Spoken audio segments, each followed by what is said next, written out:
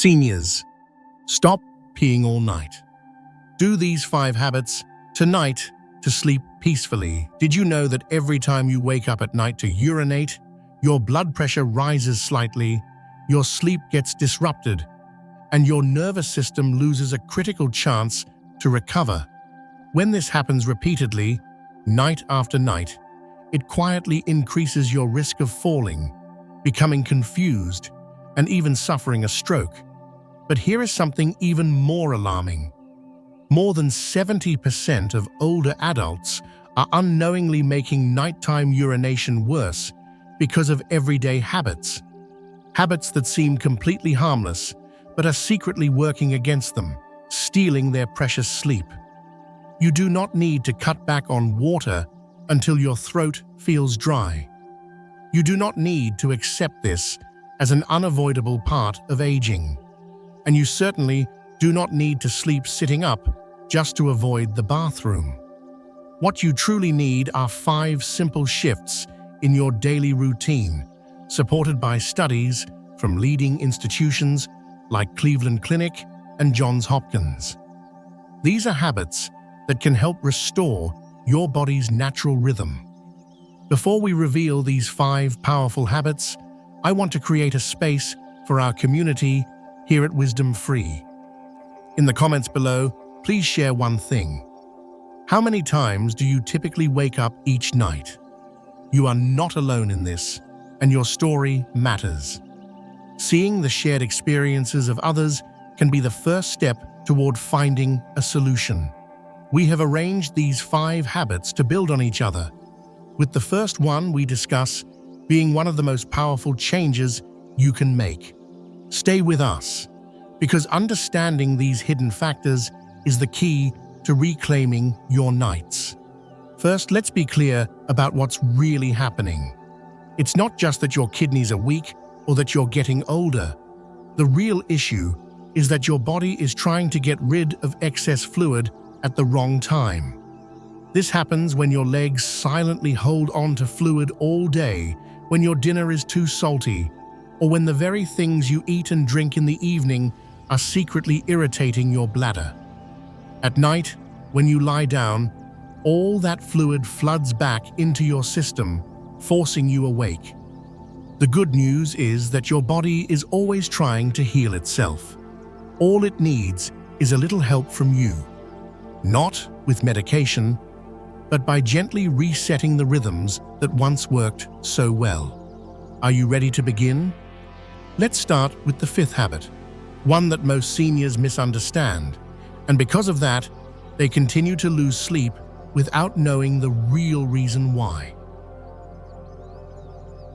Many people believe that waking up at night is caused by drinking too much water, but the truth is, the problem isn't always how much you drink, it's when you drink it.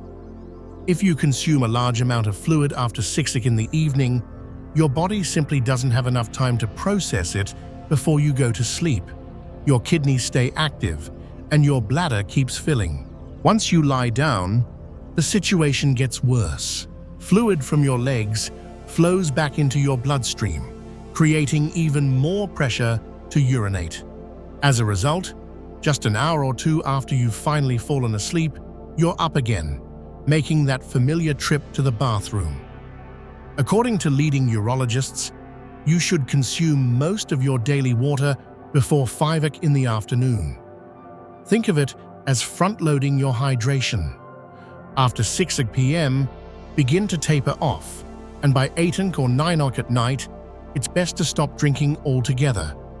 A study from Johns Hopkins found that simply changing the timing of water intake without reducing the total amount helped older adults reduce nighttime bathroom trips by up to 40% in just 1 week. But water isn't the only trigger. What about that seemingly harmless cup of tea, a bit of chocolate for dessert, or a glass of orange juice? According to the American Urological Association, these are some of the strongest bladder stimulants.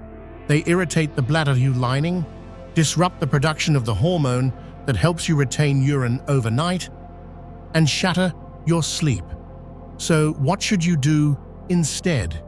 Make a conscious shift to drink your fluids earlier in the day. If you need something in the evening, choose gentler options like chamomile tea or a small glass of warm water. Before you reach for that late-night drink, ask yourself a simple question.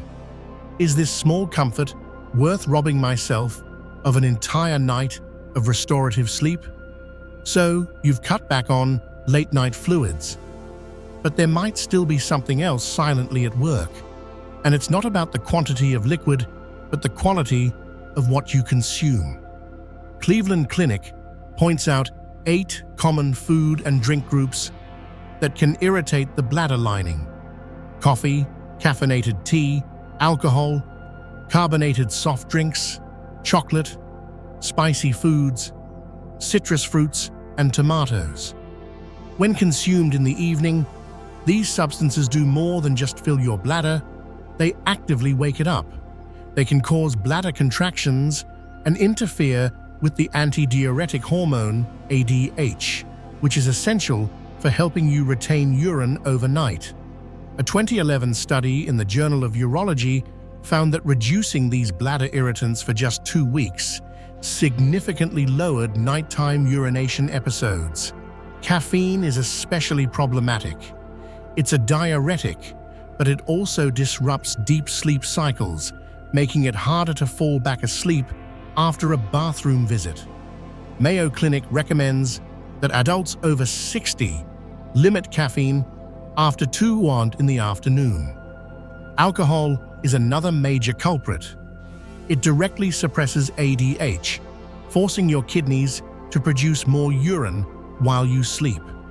So, take a look at your evening routine. If you consume any of these foods or drinks, try swapping them for gentler options like unsweetened whole grain crackers, warm vegetable soup, or low-acid fruits like steamed apples. Within a week, you may notice a real difference. Don't let a simple cup of tea or a slice of tomato steal your rest each night. You've managed your fluids and removed the stimulants, but there's still one silent factor that remains, and it doesn't come from what you eat or drink. It comes from your own body, specifically your legs. This is where a large amount of fluid quietly collects throughout the day without you even realizing it. When you spend much of the day sitting or standing, gravity causes fluid to pool in your lower body. You might not see any swelling, but that fluid is there. When you lie down to sleep, your body finally has a chance to reabsorb it. It sends that fluid to your kidneys, resulting in a sudden spike in urine production right in the middle of the night. According to geriatric urology experts, gentle and consistent movement is the key. It improves circulation and allows your body to release that excess fluid during the day instead of at night. A 2020 study showed that just 30 minutes of walking a day could reduce nighttime urination by more than 25% after 3 weeks. The solution is simple: gentle, daily movement. Try slow walking around the house, stretching your calves, or lifting your heels and toes. The best time to do this is in the late afternoon or early evening. Avoid heavy exercise at night, as that can put pressure on the bladder. Just 15 to 30 minutes of light movement can help your body feel lighter and ensure your bladder isn't overwhelmed when night falls. You can control what you drink and how you move, but if you still find yourself waking with urgency or not making it to the bathroom in time, the real issue might be deeper. It may not be your kidneys or your bladder itself, but a group of small but vital muscles you cannot see, your pelvic floor. These muscles act like a sling, supporting your bladder. When they are strong, they keep your urethra closed and give you control. But after the age of 60, they naturally begin to weaken. When these muscles lose their tone, you lose the ability to control your urine flow. Even a minor signal from the bladder can wake you up. According to the Mayo Clinic, Kegel exercises are one of the most effective ways to regain bladder control. A 2018 study found that after just 4 to 6 weeks of proper training, adults over 65 saw an average reduction of 55% in nighttime incontinence. Here's how to do them correctly, using the 3-10-3 method. Gently contract the muscles you would use to stop the flow of urine. Hold the squeeze for 10 seconds, then relax completely for 10 seconds. Repeat this cycle 10 times and do it 3 times a day. What matters most is isolating the right muscles. Do not tighten your abdomen or glutes. And do not hold your breath. These exercises can be done anywhere, anytime. No one will know you are doing them. But after a few weeks, you will start to feel a noticeable difference. A stronger pelvic floor means you are better able to hold urine through the night. You will slowly realize that it is not age, but your ability to control your own body that determines the quality of your sleep. You have changed your habits, you have exercised your muscles. But if you are still waking up, the problem may be related to how you take your medications and how your legs hold on to fluid. And coming up next is the most powerful habit of all.